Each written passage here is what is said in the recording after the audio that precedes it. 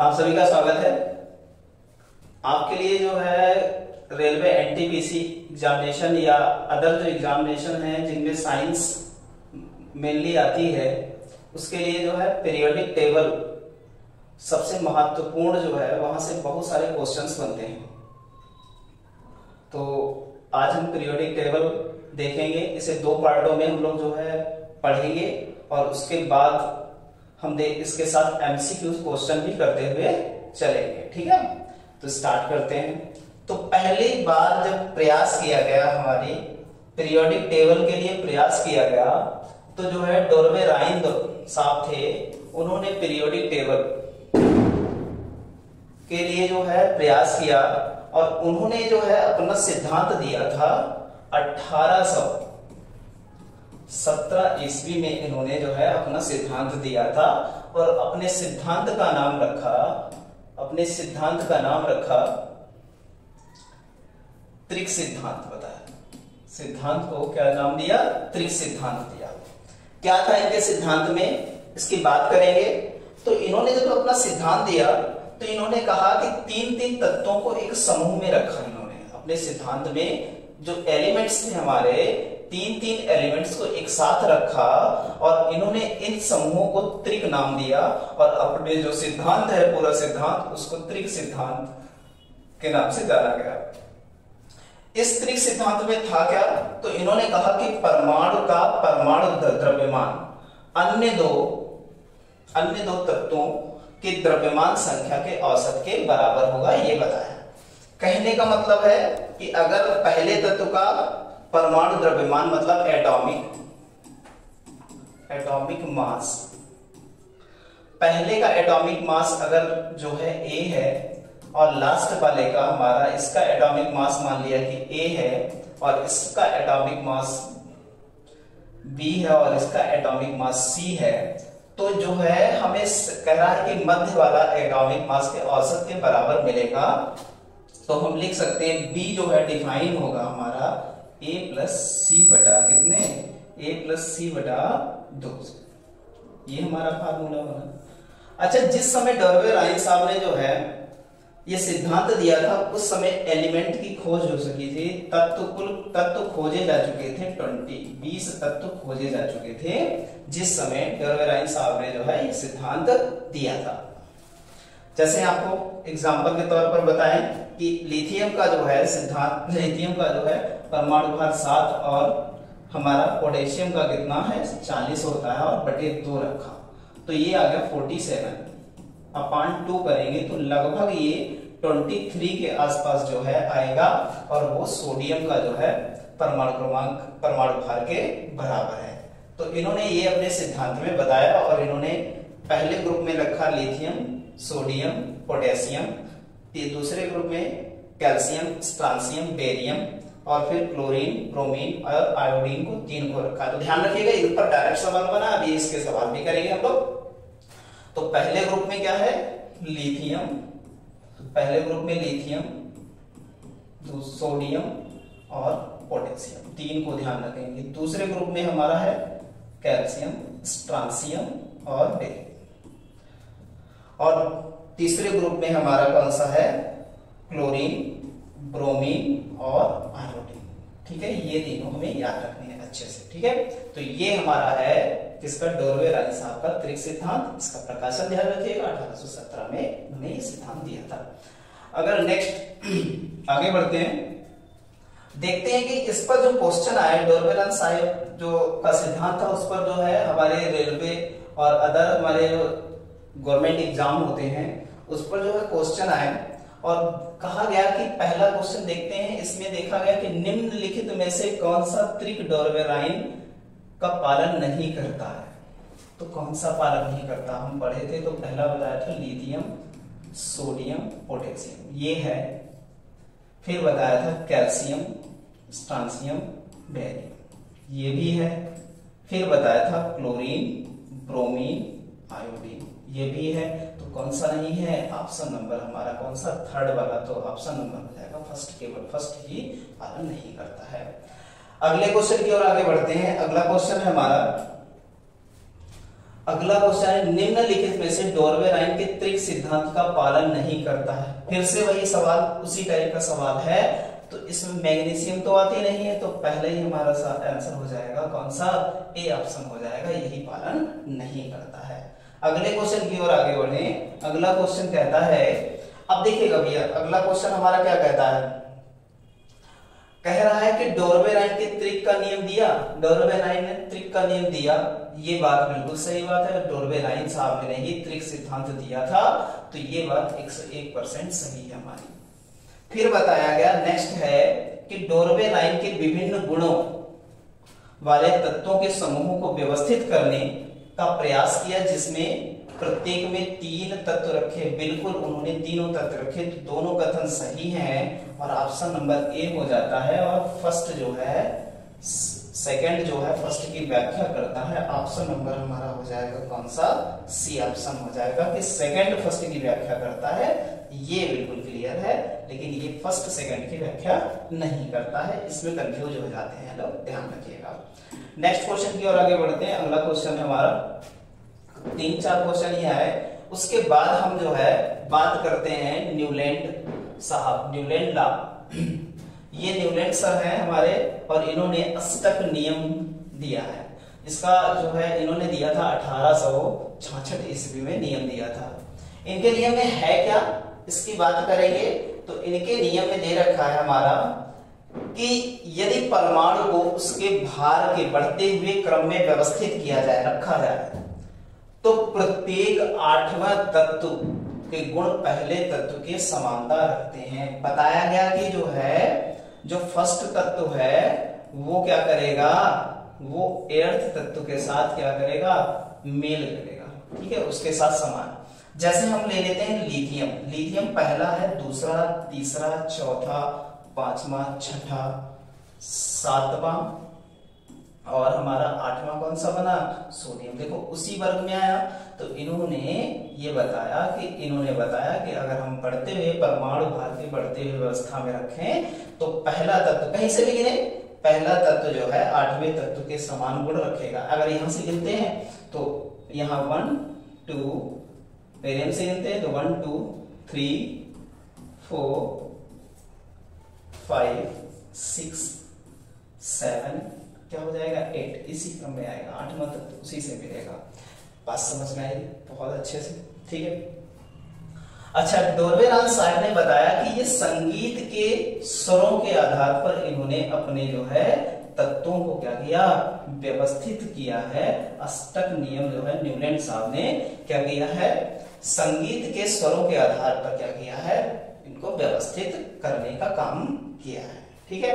अगर बात करें इस समय कुल तत्वों की खोज, कितने तत्वों की खोज हो चुकी थी, कुल तत्व कितने थे इस समय खोज हो चुकी थी जब इन्होंने सिद्धांत अपना दिया था, अष्टक नियम दिया था, तो टोटल 56 तत्वों की खोज हो चुकी थी। ये बात हमें ध्यान रखनी है।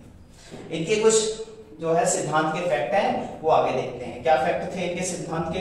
अच्छा, और एक बात बहुत अच्छे से ध्यान रखिएगा, इन्होंने क्या किया, जो हमारा कोबाल्ट और जो है कोबाल्ट और निकिल को एक साथ, 2 तत्वों को एक साथ रखने का काम किया। यहाँ कैडमियम और लिथियम को जो है, लिथियम को एक साथ रखने का काम किया।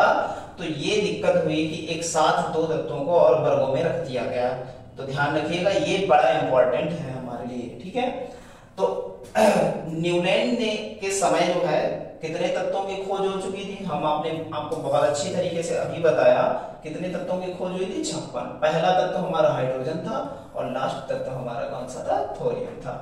इनका सिद्धांत सिर्फ और सिर्फ हमने बताया अभी कि कैल्शियम तक ही फॉलो करता था। इनका सिद्धांत सिर्फ और सिर्फ क्या है, कैल्शियम तक ही फॉलो किया, मतलब आगे फॉलो नहीं किया। इन्होंने अभी बताया था संगीत के 7 स्वरों पर अपने जो है यह नियम व्यवस्थित आधारित था। तो ध्यान रखिएगा, इन्होंने अपने तत्वों को, जो 56 तत्व थे, उनको जो है संगीत के स्वरों पर के आधार पर व्यवस्थित किया था इन्होंने। तो माना जाता है कि यह नियम संगीत के 7 स्वरों पर आधारित था। यह सिर्फ हल्के तत्वों पर ही लागू होता था। तो ध्यान रखिएगा, न्यूलैंड का जो है अष्टक नियम सिर्फ और सिर्फ जो है हल्के तत्वों पर ही लागू हुआ। इन्होंने क्या किया, अपने सिद्धांत में अपना जो सिद्धांत दिया, न्यूलैंड का नियम दिया, और उन्होंने क्या किया, एक टेबल बनाई और उसमें कुल दो तत्वों को दो जगह क्या किया, दो दो तत्वों को एक साथ रखने का काम किया है। तो हमने जो है देखा है कि हमारा जो है ये है कोबाल्ट और निकेल को एक साथ रखा और कैडमियम और लिथियम को एक साथ रखने का काम किया है, ध्यान रखिएगा। नेक्स्ट इसी के क्वेश्चन है, कुछ देख लीजिएगा जो आए हुए प्रीवियस ईयर में। हमने कहा था आपसे थ्योरी के साथ क्वेश्चन भी कराएंगे, 100% क्वेश्चन कराएंगे। तो आगे देखते हैं अगला क्वेश्चन। न्यूटन के अष्टक में किन दो तत्वों को हीलियम, हाइड्रोजन, फ्लोरीन, क्लोरीन और जो है बेरियम के साथ समान स्तंभ में रखा गया है? तो किसको हमने कहा था, दो तत्व निकेल और कोबाल्ट को एक साथ रखा गया है। ये बात हमें बहुत अच्छे से ध्यान रखनी है, ठीक है। नेक्स्ट आगे बढ़ते हैं, इस सिद्धांत से संबंधित कुछ और क्वेश्चंस हैं। बताया गया कि भैया इस सिद्धांत में न्यूटन के अष्टक नियम में पहला तत्व कौन सा था और अंतिम तत्व कौन सा था? तो पहला तत्व हमारा हाइड्रोजन था और अंतिम तत्व थोरियम था, जिसका TH होता है और इसका हाइड्रोजन का H होता है, ध्यान रखिएगा। नेक्स्ट आगे बढ़ते हैं, देखते हैं।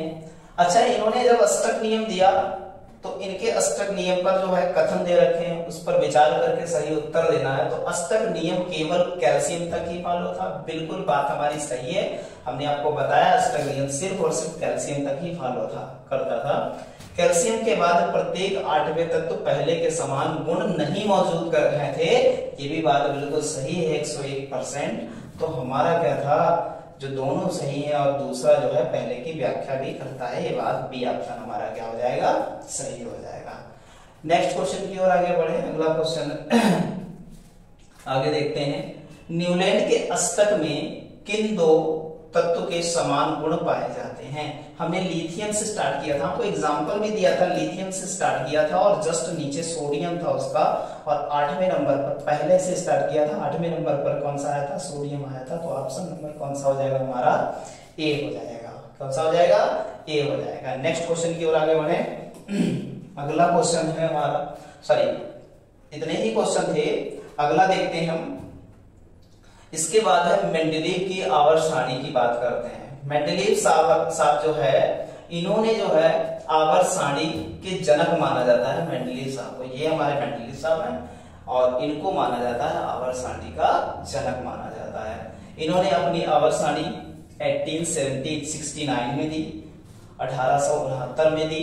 तो इन्हें जो है भारत में नहीं दुनिया में जो है मेंडलीव को ही आवर्त सारणी का क्या माना जाता है, जनक माना जाता है। बहुत अच्छे से ध्यान रखना है, मेंडलीव साहब आवर्त सारणी के जनक माने जाते हैं।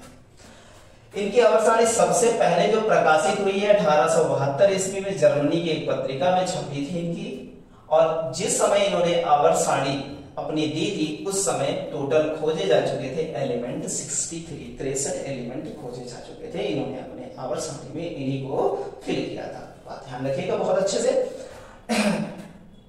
इनके अनुसार भौतिक तथा रासायनिक गुण उनके द्रव्यमान संख्या में, इन्होंने सबसे इंपॉर्टेंट बात है एटॉमिक मास पर क्या किया है, द्रव्यमान संख्या पर जो है अपनी आवर्त सारणी को व्यवस्थित करने का काम किया है। किसने, मेंडलीव साहब ने। इन्होंने जो है आवर्त सारणी बनाई जब अपनी, तो आवर्त सारणी में 8 वर्ग बताए और कितने, 7 आवर्त बताए, 7 आवर्त दिए अपनी सारणी में। जबकि वर्तमान में जो आधुनिक है, आधुनिक आवर्त सारणी है, उसमें जो है कितने वर्गों की बात की गई है, तो 18 वर्गों की बात की गई है और आवर्त 7 ही रखे गए हैं जो मेंडलीव साहब ने दिए थे, उससे बढ़ाए नहीं गए हैं। तो खड़ी लाइन जितनी होती हैं वो वर्ग कहलाती हैं और जो बड़ी लाइन होती हैं वो आवर्त कहलाते हैं। ये भी बात ध्यान रखिएगा, आगे में देखने को मिलेगा। तो मेंडलीव साहब की आवर्त सारणी देखते हैं और कुछ कमियां रही इनकी आवर्त सारणी में वो भी देखते हैं। और सबसे ज्यादा इनकी कमियों से क्वेश्चन पूछा गया है, तो बहुत ध्यान से कमियां देखिएगा और उनकी आवर्त सारणी भी देखिएगा, ठीक है। देखिए इनकी आवर्त सारणी, इन्होंने ये मेंडलीव साहब ने आवर्त सारणी दी है और देखते हैं क्या कमियां थी इनकी आवर्त सारणी में। तो इनकी आवर्त सारणी में सबसे बड़ी कमी थी कि इन्होंने जो हमारा होता है हाइड्रोजन, बड़ा लोगों को परेशान किया हाइड्रोजन ने लोगों को बहुत परेशान किया। हाइड्रोजन को निश्चित स्थान नहीं दे पाए, निश्चित क्या है स्थान नहीं दे पाए। किसने? निश्चित स्थान नहीं दे पाए। यही सबसे बड़ी कमी थी किसकी? मेंडलीव की आवर्त सारणी। दूसरा, इन्होंने समस्थानिकों को द्रव्यमान संख्या अलग होती है, फिर भी इन्होंने क्या किया? इन्होंने उनको जो है एक निश्चित स्थान दिया, कोई निश्चित स्थान नहीं दिया। जबकि जो समस्थानिक होते हैं उनमें एटॉमिक मास क्या होता है? अलग होता है, फिर भी इन्होंने क्या है उनको कोई निश्चित स्थान नहीं दिया। ये दूसरी सबसे बड़ी कमी थी। समस्थानिकों को जो है द्रव्यमान संख्या क्या होती है? अलग होती है, फिर भी इनको कोई निश्चित स्थान नहीं दिया। ये 8वें समूह में एक साथ इन्होंने, देखो ये इनकी आवर्त सारणी है और 8वां समूह है ये, और 3-3 तत्वों को एक साथ रखने का काम कर दिया इन्होंने। 3-3 तत्वों को एक साथ रखा और इन्होंने इनर्ट गैस होती है, अक्रिय गैसों को अपनी आवर्त सारणी में स्थान ही नहीं दिया। जो हमारी नोबेल गैसें होती हैं, अक्रिय गैसें होती हैं, इनर्ट गैसें होती हैं, उनको स्थान भी नहीं दिया। ध्यान रखेंगे, इन्हीं से क्वेश्चन हमारे बनेंगे। आगे चलते हैं, आगे देखते हैं। पहला क्वेश्चन बना उनकी आवर्त सारणी से, मेंडलीव की आवर्त नियम के अनुसार इसमें से कौन सा सत्य है? कहा गया कि तत्वों के गुणधर्म इनके परमाणु द्रव्यमान के आधार पर थे। बिल्कुल गलत है, क्योंकि बिल्कुल सही है, क्योंकि परमाणु द्रव्यमान पर ही इन्होंने रखा था। पहला ऑप्शन हमारा क्या है? सही है। अगले क्वेश्चन की ओर आगे बढ़ते हैं। मेंडलीव की आवर्त सारणी के अनुसार हैलोजन जो थे, हैलोजन की तरह हाइड्रोजन के रूप में मौजूद थे। तो हैलोजन और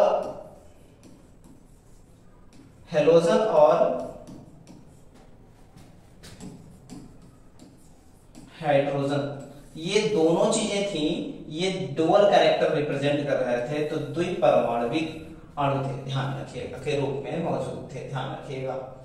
आगे बढ़ते हैं। इन्होंने कहा कि निम्नलिखित में से मेंडलीव की आवर्त सारणी की सीमा के रूप में माना जाता है। किसे सीमा के रूप में माना जाता है?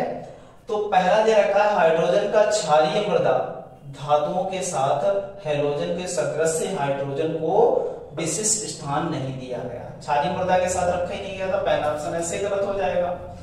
हैलोजन का क्षार धातुओं के साथ साथ हैलोजन को सदृश और हाइड्रोजन को विशिष्ट स्थान नहीं दिया गया। अगला देख लेते हैं। इन्होंने क्षारीय मृदा धातुएं आ जाए तो बिल्कुल गलत हो जाएगा। हाइड्रोजन को क्षार धातुओं के साथ साथ हैलोजन को हाइड्रोजन जो है के एक विशिष्ट स्थान दिया गया, ये भी गलत है। ऑप्शन नंबर बी हमारा बिल्कुल क्या होगा? सही होगा। आगे देखते हैं।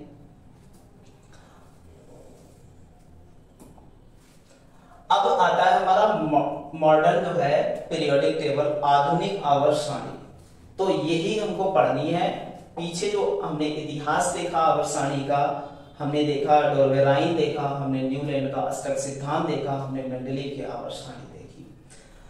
अब बात करते हैं मॉडर्न पीरियोडिक टेबल की, और जो है हमारे लिए बड़ा इंपॉर्टेंट है मॉडर्न पीरियोडिक टेबल, और यहाँ से बहुत सारे सवाल बने हैं, इसके बारे में बात करेंगे। ठीक है, तो मॉडर्न पीरियोडिक टेबल की खोज अगर पूछा जाए तो ये न्यूमैन यंगेस्ट जो है लड़का था जिसका नाम था मोजले साहब ने जो है क्या किया है?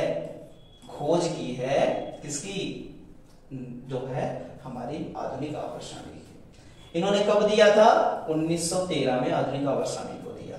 सबसे बड़ी बात है, अंतर देखते हैं हम। मेंडलीव ने अपनी आवर्त सारणी को व्यवस्थित किया था एटॉमिक मास पर, और जो हमारे मोजले साहब ने अब आधुनिक आवर्त सारणी दी, वो एटॉमिक नंबर पर आधारित है, मतलब परमाणु संख्या पर आधारित है। अब ध्यान रखिएगा, ये कई बार पूछा गया है। ठीक है, अच्छा, जब मेंडलीव साहब ने अपनी आवर्त सारणी दी तो इसमें जो है मेंडलीव आवर्त सारणी में वर्गों की संख्या बताई गई 8 और यहाँ पर आवर्तों की संख्या बताई गई 7। जबकि आधुनिक आवर्त सारणी दी गई तो वर्ग बताए गए 18 वर्ग रखे गए इसमें और आवर्त जो है आवर्त 7 ही रखे गए। ध्यान रखिएगा। इस समय टोटल एलिमेंटों की खोज हो चुकी थी कितने 118 जो है एलिमेंट हमारे सबमिट किए गए आधुनिक आवर्त सारणी में, ये भी ध्यान रखिएगा। ठीक है, तो ये भी ध्यान रखेंगे हम लोग। ठीक है, नेक्स्ट क्वेश्चन की ओर आगे बढ़ते हैं। अगला देखते हैं मॉडर्न आवर्त सारणी। ठीक है, किसने दिया? मोजले साहब ने दिया। ये हमारी मॉडर्न आवर्त सारणी है। अब इसको समझिएगा बहुत अच्छे से मॉडर्न आवर्त सारणी को। अब देखो यहाँ पर मॉडर्न आवर्त सारणी जो हमारी है, यहाँ पर देखते हैं हाइड्रोजन को ये फर्स्ट वर्ग में स्थान दिया गया। इन्हें कहा जाता है, जो फर्स्ट वर्ग है इन्हें कहा जाता है क्षारीय धातुएं। ये कहलाती है क्षारीय धातुएं, ये कहलाती हैं क्षारीय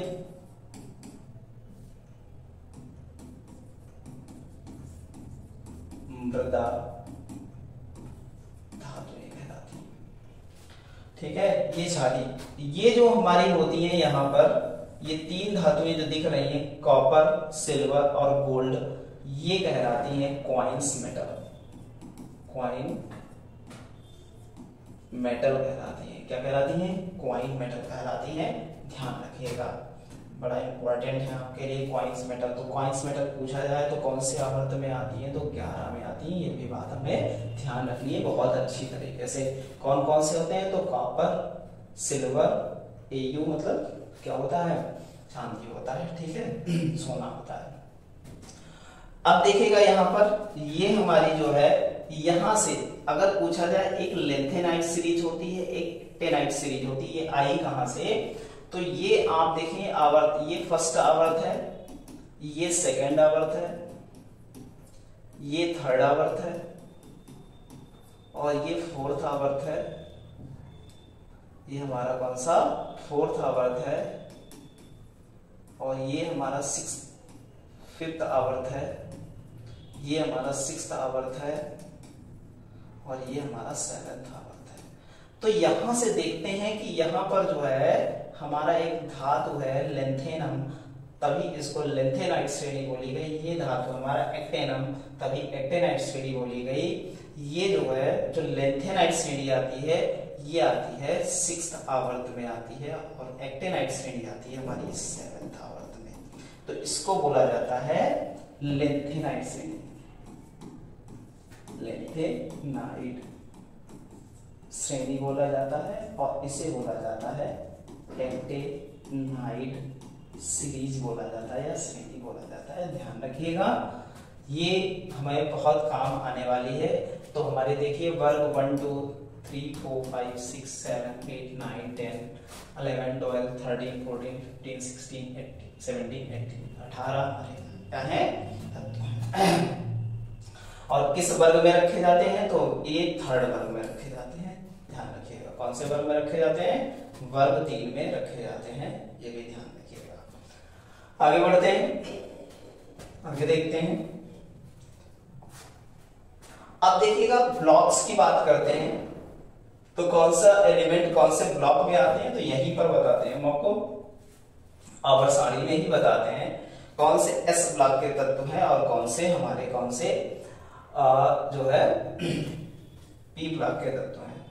तो ये जो हमारी जो फर्स्ट और सेकंड जो एलिमेंट्स आते हैं ये होते हैं एस ब्लॉक एलिमेंट होते हैं और साथ ही साथ हीलियम को भी एस ब्लॉक एलिमेंट में ही माना जाता है।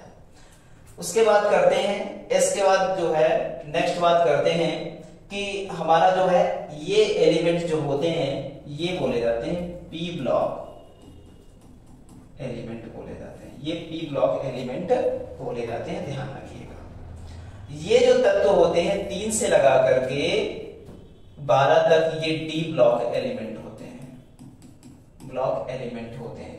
ठीक है, डी ब्लॉक एलिमेंट बोले जाते हैं। और ये हमारे जो लैंथेनाइड और एक्टेनाइड है ये एफ ब्लॉक